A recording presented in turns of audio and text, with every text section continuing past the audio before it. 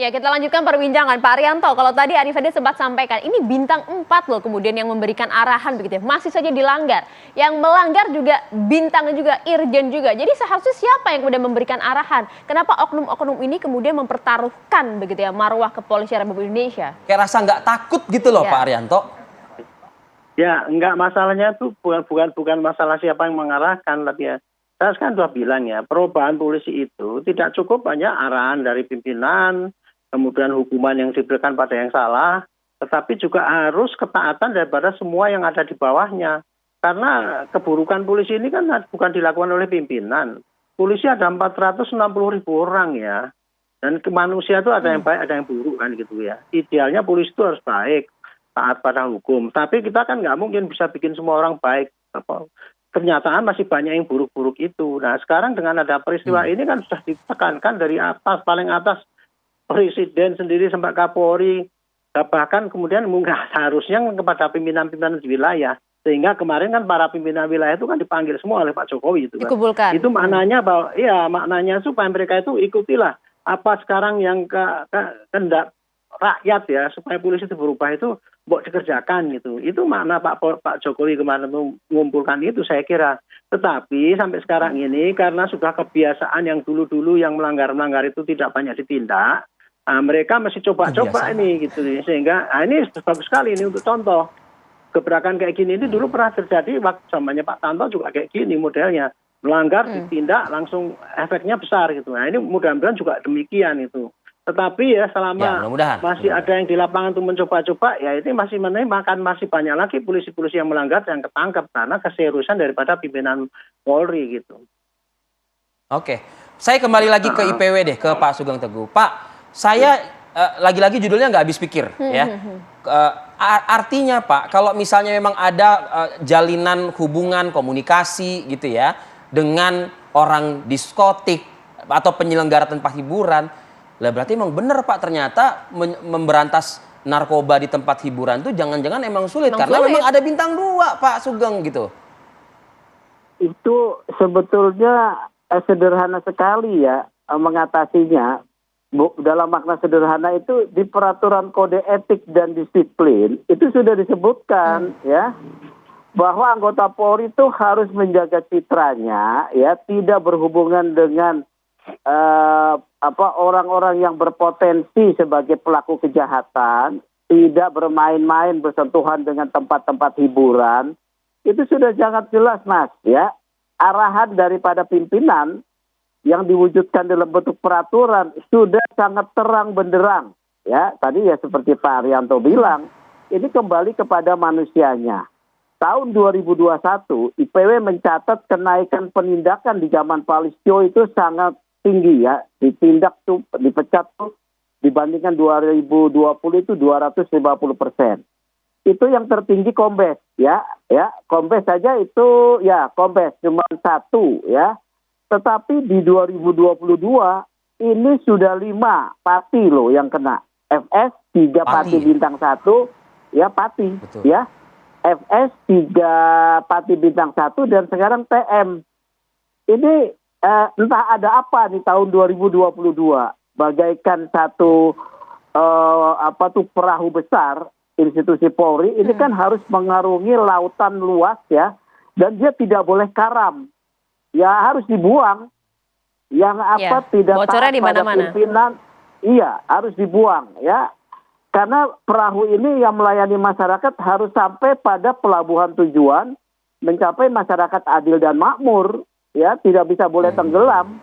Hanya satu sikap yang itu konsisten dan juga tegas gitu ya. Ya Pak Kapolri mau menunjukkan itu. Ini apa sih? Pak Sugeng. Ya, tunjukkan itu. Iya. Oke, Pak Sugeng, saya meminta juga pemikiran Pak Sugeng gitu ya. Ada juga nggak Pak mengarah ke spekulasi gitu ya Pak Sugeng? Karena saya membaca juga kan di beberapa komentar-komentar ataupun juga opini-opini publik. Kan gini Pak, TM ke Jawa Timur menggantikan sosok yang memang namanya ya sebelumnya beredar dalam satu dugaan ya, tudingan seperti itu. Lalu yang berantas TM adalah Metro Jaya yang kemudian juga oleh opini tersebut nah diarahkan ke arah yang sama. Nah, saya sudah melihat Pak Sugeng sudah Sudah paham tersenyum nih nih, udah tersenyum nih. Nah, mungkin coba Pak dijernihkan gitu Pak, di-clearkan gitu. Ya, ya bisa. Bukan saya yang bisa menjernihkan, justru saya perlu penjernihan. Ya, tetapi begini ya, justru saya perlu pencerahan. Tapi ya namanya teori konspiratif ya, atau gatuk-matuk ya, ya itu menjadi bahan pembicaraan di warung-warung kopi. Karena diketahui Pak Fadil, Pak Niko itu kan adalah sahabat ya gitu kan. Ya tapi yang pertama harus diapresiasi dulu nih, Pak Fadil lah mengungkap kasus ini ya. Jajarannya ya. Betul. Ini kakak Pak Sugeng. Tapi kita saya tidak mau bergerak ke arah sana. Penindakan ini harus dilakukan. Bahkan Pak Kapolri telah memerintahkan Kapolda Metro untuk meneruskan perkara pidananya. Berarti kan termasuk TM.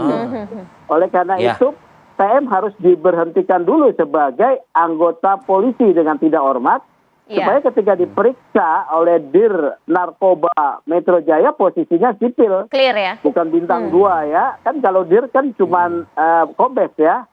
Jadi soal teori konspiratif itu jadi bahasan kita. Tapi saya nggak bisa memberi pencerahan ya. Karena gatuk matu orang boleh bicara apa saja. Yang kita apresiasi Pak Kapolri konsisten ya. Konsisten dengan ucapannya, tidak dilindungi. Dan Pak Kapolda juga Metro Jaya menindak gitu ya nanti. Begitu aja. Iya, oke. Mungkin yang bisa memberikan pencerahan Pak Arianto. Mungkin Pak penasehat. Penasaran juga, penasehat Kapolri. Karena sudah menjadi obrolan juga kemudian di sejumlah warung kopi. Tadi kalau Pak Sugeng bilang apa betul kemudian dugaan ini, spekulasi, ada gesekan dan lain-lain Pak Arianto. Atau istilahnya ada perang nggak sih Pak? Nah, gitu loh. Enggak, kalau saya melihatnya beginilah ya. Jadi makin serius ya. Gini, di dalam lingkungan polisi itu aturan sudah ketat sekali ya. Tadi Pak Sugeng sampaikan ya. Karena apa, polisi itu kan diatur dengan satu ya disiplin yang paling ringan. Atas sedikit lagi kode etik. Di atas lagi ada pidana. Dan kemudian ada hukuman administrasi. Kan itu sudah berlapis-lapis nih. Cuman, dan itu lapisnya sudah detail.